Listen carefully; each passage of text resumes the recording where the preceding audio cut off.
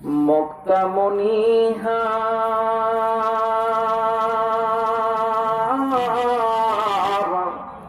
আখের মাঝে কে দিল রে রজ্জে চমৎকার, মায়ের মনে কে দিল রে জগৎ ভরা মায়া।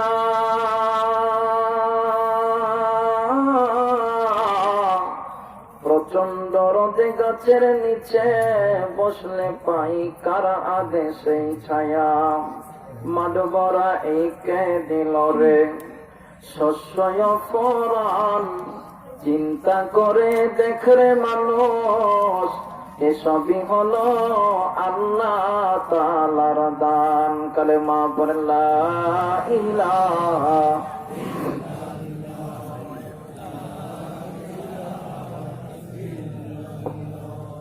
লা ইলাহা ইল্লাল্লাহ লা ইলাহা। সম্মানিত এলাকাবাসী, কালেমার সঙ্গে কারো কি কোনো প্রকার দুশ্মনীতা আছে? কথা বলেন, আছে?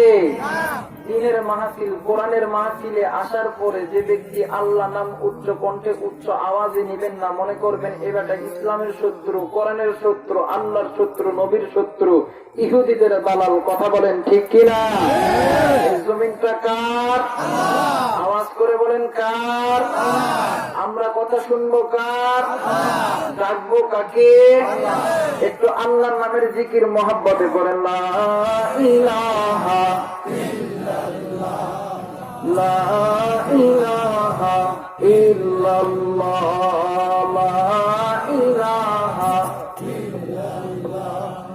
লা ইলাহা ইল্লাল্লাহ লা ইলাহা লা ইলাহা ইল্লাল্লাহ মুহাম্মাদুর রাসূলুল্লাহ। সকলেই পড়ি সাল্লাল্লাহু আলাইহি ওয়াসাল্লাম। আজকের এই ওয়াজ মাহফিলের সম্মানিত সভাপতি, প্রধান অতিথি, আমন্ত্রিত অতিথিবৃন্দ, দূর দূরান্ত থেকে দেখো আলামায়ে কেরাম, আমার চাচারা ভাইরা, ছোট ছোট কলিজার টুকরোরা, পর্দার অন্তরালে আমার মা ও বোনেরা, আসুন আমরা সেই আল্লাহর দরবারে শুকরিয়া যাপন করি। সকলেই পড়ি আলহামদুলিল্লাহ। অগণিত দরুদ সালাম বর্ষিত সে বিশ্ব নবী, যিনি ছিলেন উম্মতের কান্ডার, রহমতের ভান্ডার, যিনি ছিলেন সৃষ্টির কুল হাবিবে রাসূল, সে বিশ্ব নবী শুনে দরুদ সালাম পৌঁছাই। সকলেই পড়ি সাল্লাল্লাহু আলাইহি ওয়াসাল্লাম। আরেকবার পড়েন সাল্লাল্লাহু আলাইহি ওয়াসাল্লাম। পবিত্র কোরআনুল কারীম থেকে সূরা জুমারের একটি আয়াতে কারিমা তেলাওয়াত করেছি।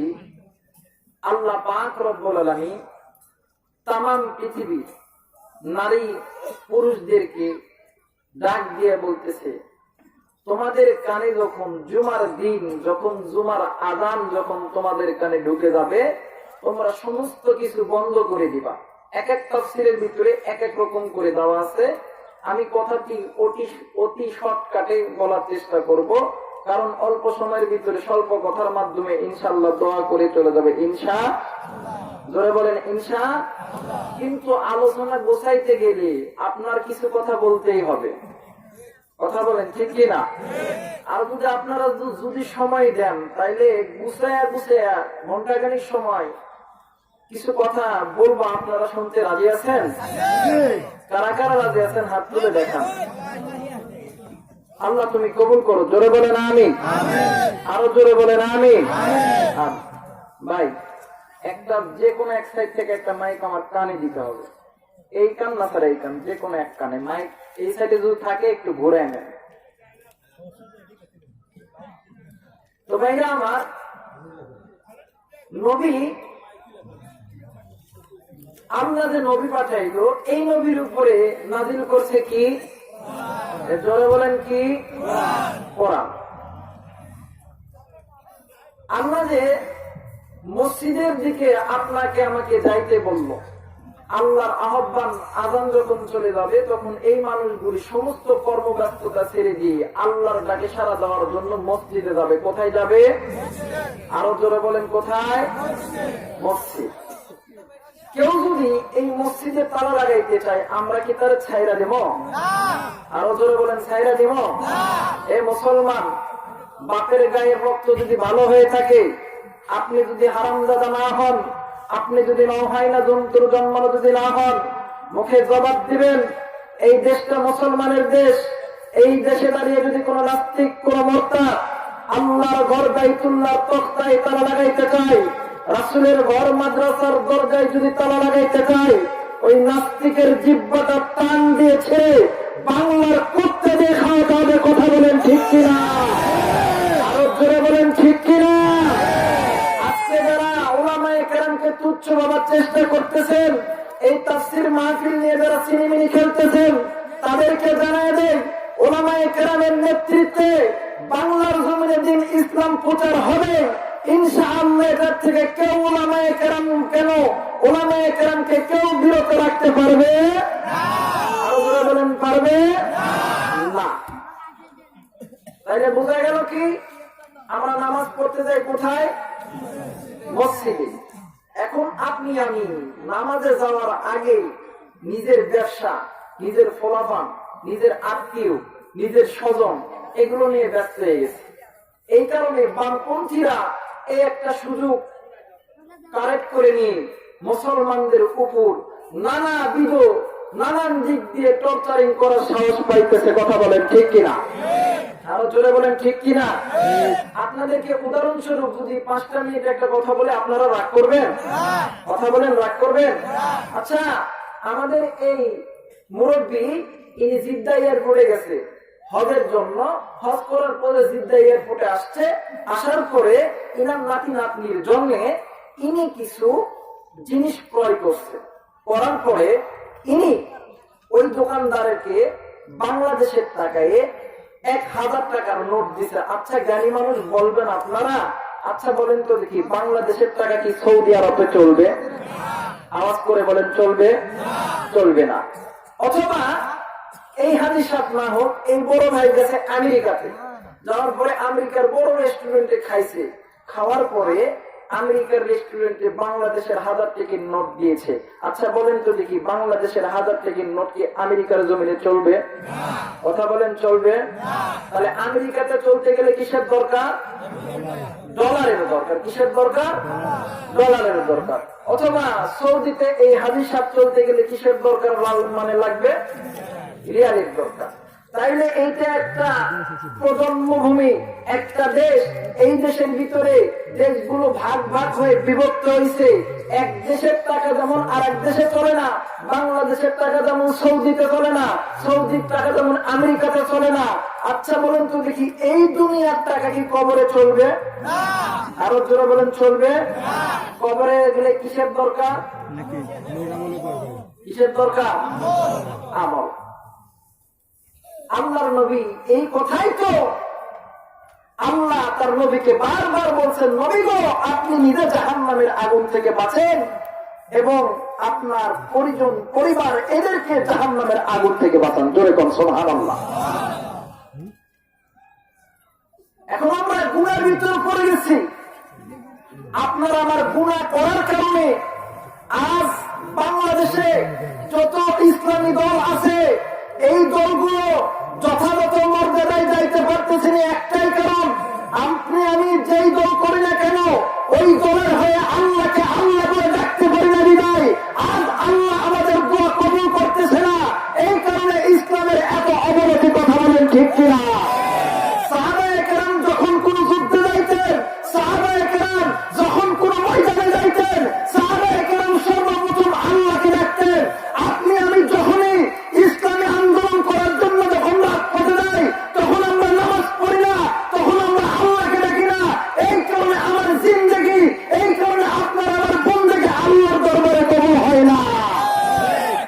আমরা যদি ঠিক মতন সঠিক জায়গায় সঠিক আমল করতাম, এদেশে ইসলামিক রাষ্ট্র কায়েম হয়ে যাইত।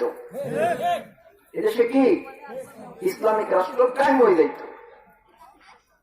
আল্লাহর নবী এই দিন ইসলামকে মানুষের কাছে পৌঁছানোর জন্য কত জায়গায় নিজের রক্ত বিলীন করে দিচ্ছে। আজ আমার বাংলাদেশে কিছু খতমে নবুয়ত বিরোধী কিছু লোক জায়গা গেছে। আচ্ছা বলেন তো দেখি, আমার পরে যদি কেউ নবী হয় এটা কি মানা যাবে? বলেন তো মানা যাবে? আমার নবীর পরে কোন নবী আছে? আসবে? কোনদিন না। আনা খাতামুন নাবিয়্যিন রাহমাতুল লিল আলামিন, জনাবে নবী মুহাম্মদ রাসূলুল্লাহ সাল্লাল্লাহু আলাইহি ওয়াসাল্লাম। আমাদের দেশে এক এক সোরার ঘরের সোর, এক মরার ঘরের মরা, ও বেটা কয় যে আল্লাহ আমারে নবী হিসেবে পাঠাইছে, নাম তার গোলাম আহমদ কাদিয়ানী। চিনেন না? কথা বলেন, চিনেন না? এই বেটা, আচ্ছা ও যদি নবী হয় এটা কি মানন যায়? কথা বলেন, মানন যায়? আল্লামা শাহ আতাউল্লাহ বুখারী রাহমাতুল্লাহ আলাইহি তিনার জামানায় একবার তিনাকে বলছিল, আচ্ছা গোলাম আহমদ তুমি যে নবী হিসাবে দাবি করতেছো, কেন দাবি করতেছো? ওই হুজুর, আমার বাবা, আমি হওয়ার পরে আমার বাবা জানে না যে আমি নবী হব, কারণ ঈসা নবী বলছে যে আমার আমি মারা যাওয়ার পরে, আমি দুনিয়া থেকে চলে যাওয়ার পরে আর একজন নবী আসবে, তার নাম হইতেছে আহম্মদ। তো আমার নাম তো গোলাম আহমদ, আমার বাবার নাম রাখতে করছে ভুল। এই কারণে আমি বড় হওয়ার পরে যখন আল্লাহর তরফ থেকে যখন নবুয়ত পাইলাম, তখন আমি গোলাম নামটা কেটে দিলাম, দিয়ে আহম্মদ, কারণ আল্লাহর নবী আমি যে হতো, এই আহম্মদ নামটাই আমি রাখলাম। জোরে কর নাউজুবিল্লাহ। এখন শাহ আতাউল্লাহ বুখারী তিনি বলতেছেন, আমার নাম তো আতাউল্লাহ বুখারী, আমার নাম তো শাহ আতাউল্লাহ।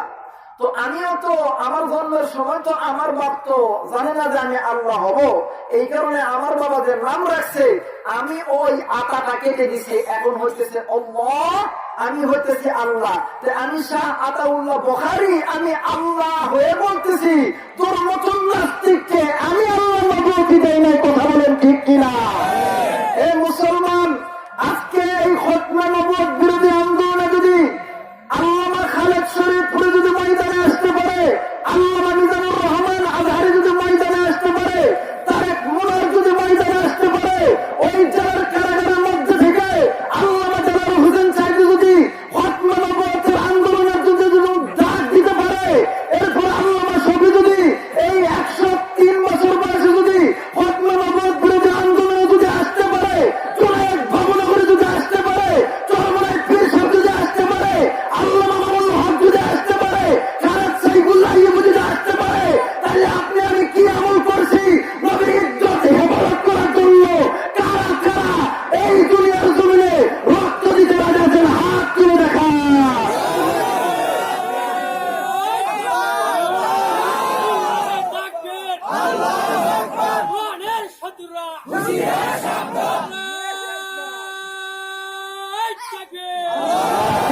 আপনাদের ওয়াজে আপনাদের তাকবীরের আওয়াজে বুঝে গেছি ইমান কতটা মজবুত আপনাদের, বুঝে গেছি গা। কয় না, পাতা পুটা ঘুষা ঘুষি দপা সারা মরিজের, নেতাদের গুতা গুতি কাম সারা আমাদের। কথা বলেন ঠিক কিনা? আরো জোরে বলেন ঠিক কিনা? এই কারণে বলতে হবে, দেশটা নয়তো কারো বাপের বিটা, করবেই মন চাহিবেই যখন যেটা। দেশটা নয়তো কারো বাপের বিটা, করবেই মন চাহিবেই যখন যেটা। এখন যদি এই পয়েন্টে চলে যায় তাহলে ও আওলায় যাবো না, ওই দৃশ্যদিক যাওয়া যাবো না। তাহলে সবচাইতে দুনিয়ার থেকে যাওয়ার পরে কবরে যে জিনিসটার নাম লাগবে ওইটার নাম কি? এই জোরে বলেন কি? আমল। পবিত্র কোরআনুল কারীমের মাধ্যমে শুরু করতে যাচ্ছি, কিন্তু শুরু করার আগে পবিত্র কোরআনুল কারীমের আয়াত যেখানে যে শেষ হবে ওই জায়গায় আল্লাহু আকবার উচ্চ কণ্ঠে উচ্চ আওয়াজে বলতে পারবেন তো? কারা পারবেন? হাত তোলেন, একটু হাতটা জাগান, নারান।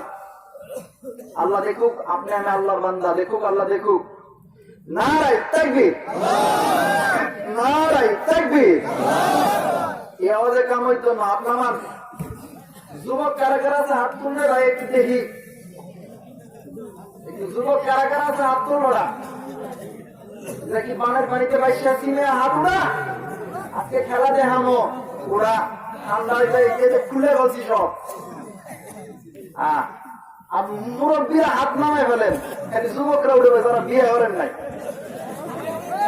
যারা বিয়ে করেন নাই হাতটা দেখান। তাকবীর দিতে হবে, কারণ এই যুবকদের দ্বারা ইসলাম বিজয় হয়েছে। জোরে কোন সুবহানাল্লাহ, আরো জোরে বলেন সুবহানাল্লাহ। নারে তাকবীর।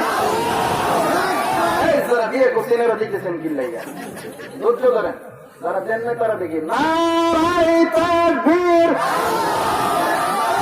এবার বাইরে তোরা একটু দেখিয়ে এবারে আমাদের মুরব্বী বাপ ভাইদেরকে একটু পেশ করতে চাচ্ছি। তো হাত তোলেন যারা বিয়ে করছেন, মুরব্বী যারা আছেন একটু হাত তোলেন। নারে তাকবীর, নারে তাকবীর। আপনাদের কথা শুনে আমার একটা হাসির গল্প মনে হইল, হাসি একটা গল্প মনে হইল। এক জায়গায় এক চেয়ারম্যানের বেটির বিয়া, বেটার বিয়া। আচ্ছা বলেন তো দেখি, এই বিয়ার দাওয়াত খাইতে গেলে সর্বপ্রথম দাওয়াত পাই কেঠা? কুত্তা। এর কথা বলেন কে? কুত্তা। কুত্তা ছিলেন না? কুত্তাই দাওয়াত পায়। দেখবেন এই কুত্তার কিছু লিডার আছে। ধরেন এই মুরব্বীর বেটার বিয়া, এখন কুত্তারা মিটিং করছে, ওই আজ থেকে 7 দিন পর্যন্ত অমুক মুরব্বীর বাড়িতে বিয়া, এই বিয়ার গরু ছাগলকে জবি করব, এর হাড্ডি না পছন্দ পর্যন্ত বহিরাগত কোন কুত্তা যাইতে এই এরিয়ার ভিতরে না আসে। কথা বলেন না কেন? এখন বিয়ার দিন সকালবেলা, দিন হইতেছে শুক্রবারের দিন। এখন সমস্ত কুকুর বলি আইসা এক জায়গায় জড়ো হয়েছে, হওয়ার পরে বলতেছে যে যাইয়া দেখায় কি কি রান্না হইতেছে। একজন কইতেছে মই যাবো, এখন ওরা গেছে যাওয়ার পরে, ওই যাওয়ার পরে যাইয়া ওখানে দেখতেছে হবে মাত্র গরম পানি জাল দিতেছে। কি জাল দিতেছে? গরম পানি জাল দিতেছে। এখন কুত্তার তো একটা স্বভাব আছে যে আইসি যখন একটু দেখাই যায়, কথা বলেন কি, আইসি যখন একটু দেখাই যায়, এমনি কইরা যখন ওই দিক দিয়ে পাক দিছে, ডেস্কিতে পানি গরম হইতেছে, ওই পানির বগলে যাইতে না যাইতে বাবুর এখন কইতেছে আই সর্বনাশ, সকালবেলা এখনো পর্যন্ত রান্না হাত দিতে পারলাম না, তুই এসে সেই নষ্ট করলি। দাঁড়া তুলে দেখাইতেছি বড় যে হাতাগুলো আছে না, এই হাতা দিচ্ছে দিচ্ছে বাড়ি, এই বক বক করতে করতে জোর। এখন যাই, এখন লিডারের কাছে দেখো কি রে, কি দেখে কি? ওই ভাই ওই না যাওয়ার লগে লগে দেয়, কি যাওয়ার লগে লগে দেয়। আরেকজন আর লোক সামলাইতে পারে নাই, ও আবার কইতেছে বস আমি তো আপনার খুব খাস লোক, মুই একটু যাই। ওই যা, এখন ও এখন যাই দেখতেছে হবে মাত্র বস্তু ধুইয়া ডালিতে উঠাইতেছে। কি উঠাইতেছে? ডালিতে উঠাইতেছে। এখন ওই বস্তুর সঙ্গে কিছু তেলুক জিনিস যায় না, ও যে চেকপ চেকপ চেকপ চেকপ করে খাইতেছে। এখন বাবু এখন কইতেছে তুই আবারও আইছস, সারা এবারও তোর মজা দেখাইতেছি। ডেস্কির ভিতর থেকে গরম পানি উড়াইয়া দিচ্ছে পাশায়, এখনো এখন বম বম করে দিচ্ছে তোর। এখন যে কিরে তোর খবর কি? ওই ভাই যাওয়ার লোক গরম গরম, যাওয়ার লোকের লোকে কি গরম গরম। এখন নেতা এখন শুনে কই যাওয়ার লোকে লোকে দিতেছে আবার গরম গরম। নেতা তো আর লোক সামলাইতে পারে নাই, নেতা এগুলো কথা শুনে আবার তোর দিছে। নেতা যায় দেখতেছে হায় হায় হয় নাই, তোরা কি আমার মিথ্যা তথ্য দিল। দেখ আইসি যখন তখন একটু বাউন্ডারি দিয়ে একটু ঘুরে যায়। আচ্ছা বিয়া বাড়িতে একটা কিন্তু আলাদা একটা ঘর আছে, আছে না? এই ঘরের ভিতরে দেখবেন গোস্ত দোস্ত আলাদা, এগুলো দই মিষ্টি রাখে। এখন ওই ঘরের ভিতরে যখন ঢুকছে, ঢোকার পরে এখন বাবুর্চি দেখতে পাচ্ছে হাই হাই কি সর্বনাশ, কুত্তায় ঢুকছে। দাঁড়া বেড়া করে দেখাইতেছি, গেটটা লাগায় যে এ যে পিটন শুরু করছে, করার পরে বুক বুক করতে করতে করতে করে আবার আইছে। কই কিরে, মানে আরেকজন ডাক দেয় বলে ওস্তাদ কেমন দিল? আরে তোরে তো যাওয়ার লোভে লেগেই দিল, তোরে তো গরম গরম দিল, আমার এমন দেওয়া দিল আইছে দিব না, কি আইছে দিব না। এ মুসলমান, ঈমানকে তাজা করো।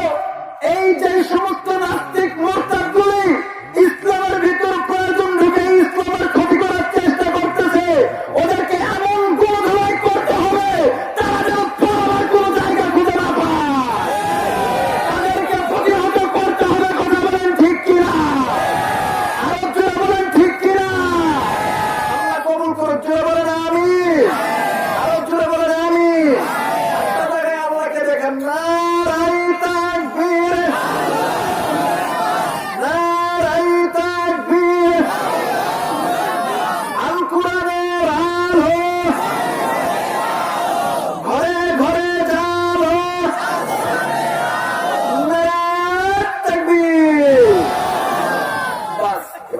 মাথায় বসে তা পবিত্র কোরআনুল কারীমের মাধ্যমে শুরু তো করতে যাচ্ছি। কষ্ট হচ্ছে? কথা বলেন, কষ্ট হচ্ছে?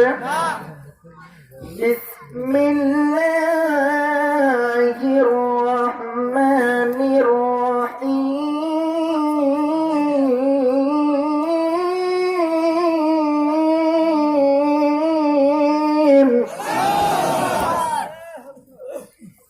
ইয়া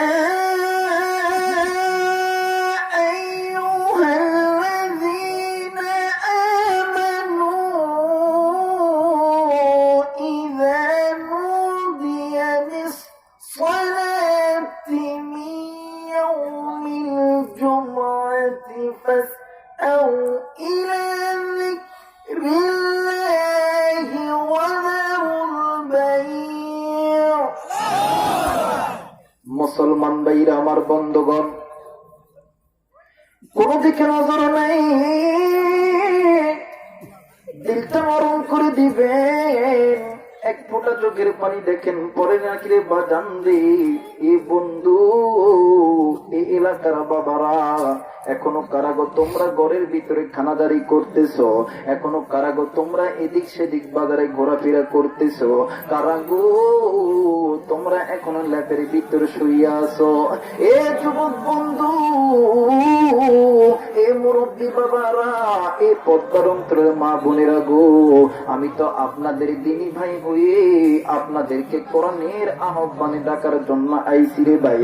মা গো, এ মুরব্বী বাবারা, আজকে একটা দিন আল্লাহর কোরআন শুনে যাবেন, রাসূলের হাদিস শুনে যাবেন, আমার আল্লাহ কবুল করে নেবে। আওয়াজ করে বলেন সুবহানাল্লাহ। আল্লাহ বলেন, নবী গো,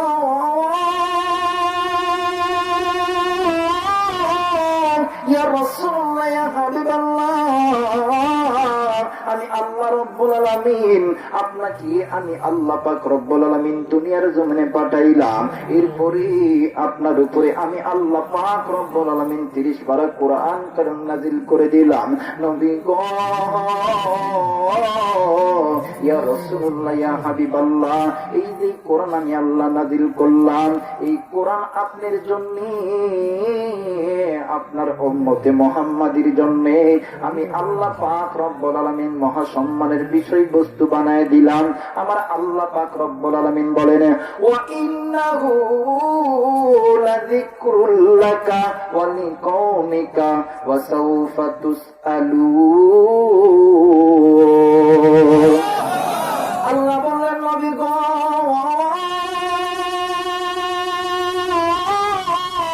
ইয়া রাসূলুল্লাহ, ইয়া হাবিবাল্লাহ,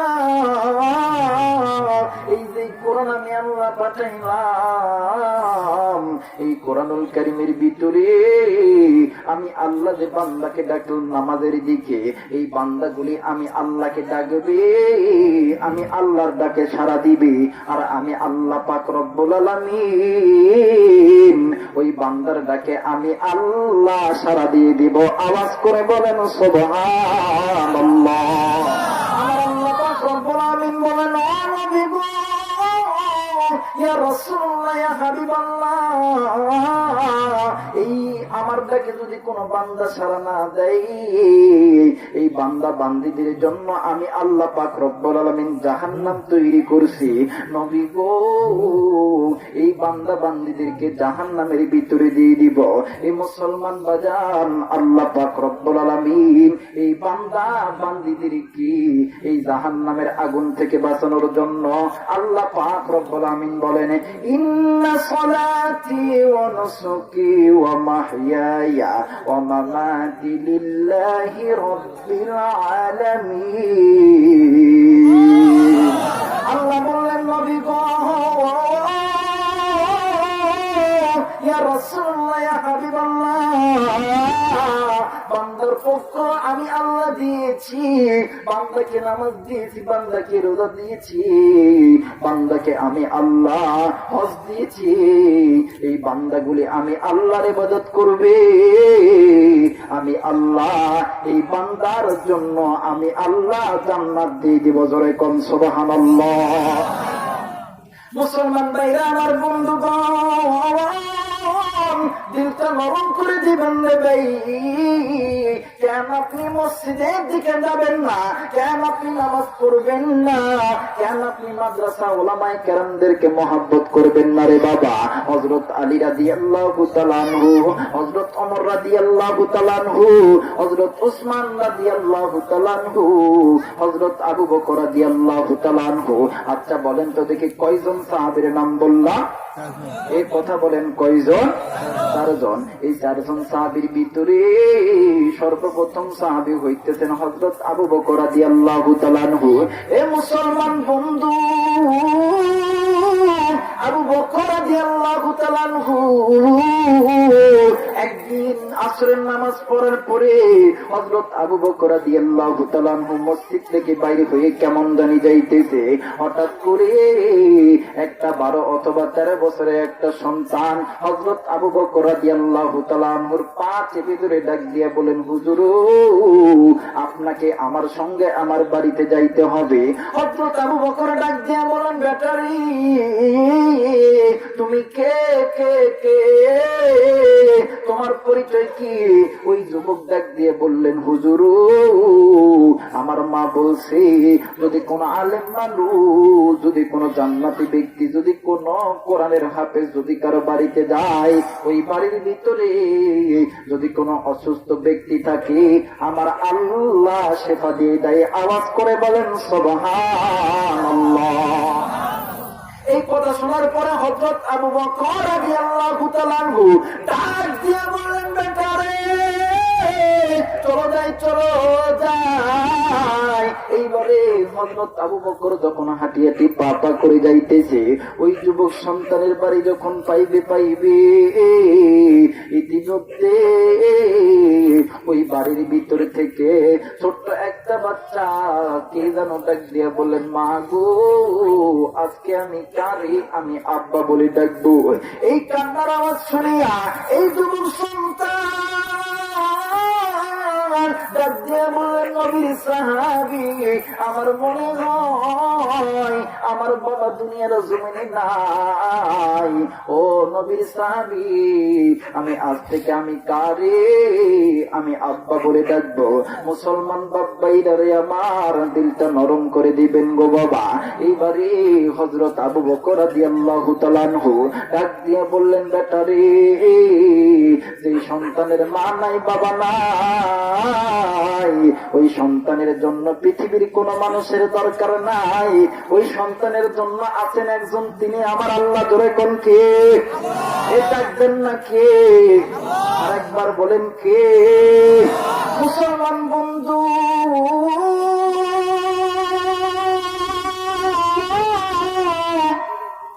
এইবার হযরত আবু বকর রাদিয়াল্লাহু তাআলা আনহু ডাক দিয়ে বললেন, বেটারে তোমার মাকে যে বলো আমরা নবীর সাহাবীরা তোমার বাবার লাশের একটু জানাজা করতে চাই।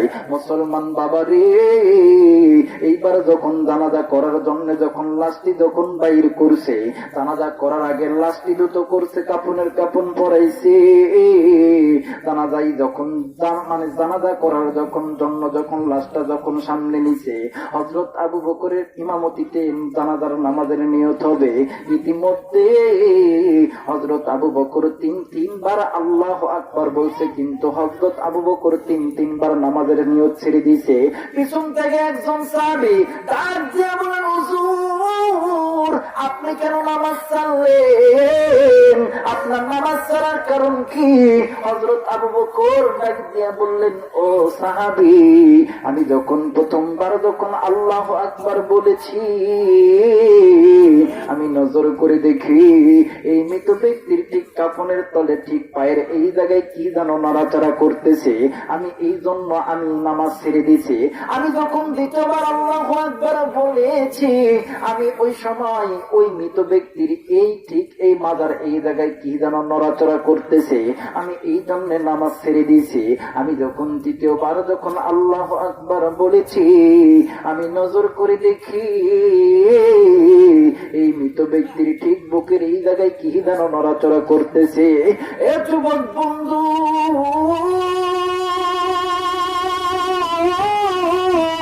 এ মুরব্বী বাবারা, বাড়িতে যে কি করবেন, হয়তো আজকে একটা দিন ঘুমাইবেন, হয়তো বাবা জানবে অনেক দিন তো বাড়িতে যে অনেক সময় ঘুমাইছেন না বাবা। ইসলাম কিন্তু ল্যাপের ভিতরে শুয়ে থেকে থেকে ইসলাম আসে নাই, ইলেকট্রিক ফ্যান জ্বালাই ইসলাম আসে নাই। হাইরে আমার নবীর মায়ের দিন রক্ত রক্ত অবস্থায় আইছে রে বাবা। মুসলমান বন্ধু, আগে আপনি আমাকে একটু ওয়াজটা সাজাইতে দেন, হাদিস দিয়ে আগে ওয়াজটা সাজায় নি, এরপরে ইনশাল্লাহ আপনাদেরকে কিছু বয়ান শুনে যাব রে বাবা। মুসলমান বাজান রে, এইবারে হযরত আবু বকর ডাক দিয়ে বললেন, সাহাবী আমি তৃতীয়বারও এই জন্য আমি নামাজ ছেড়ে দিছি। এইবারে পিছন থেকে আর একজন সাহাবী ডাক দিয়ে বললেন, হুজুর আপনি যদি অনুমতি দেন আমি এই লাশের কাপড়টা খুলবো, এই লাশের কাপড়ের মধ্যে কি আছে। মুসলমান ভাইরা আমার বন্ধুগণ, হযরত আবু বকর ডাক দিয়ে বলেন, বেটা দেখো তো দেখি কাপড়ের তলে কি আছে। এইবারে এই সাহাবী কাপড়ের কাপড় যখন এমনি করে যখন খুলছে, ঠিক ওই কাপড়ের ভিতর থেকে বিশাল একটা সর্প এক টুকরো গোস্তের টুকরা নিয়া, এত বড় একটা গোস্তের টুকরা নিয়া ওই লাশের বুকের উপর দাঁড়ায় গেছে, সাতান্নে করে দোলে। একটু পরে ওই গোস্তের টুকরাটি সাপ ফেলে দিছে, সাপের জবান মানুষের জবানে পরিণত হয়ে গেছে। সাপ আমার আল্লাহর নামের জিকির করতেছে, লা ইলাহা ইল্লাল্লাহ।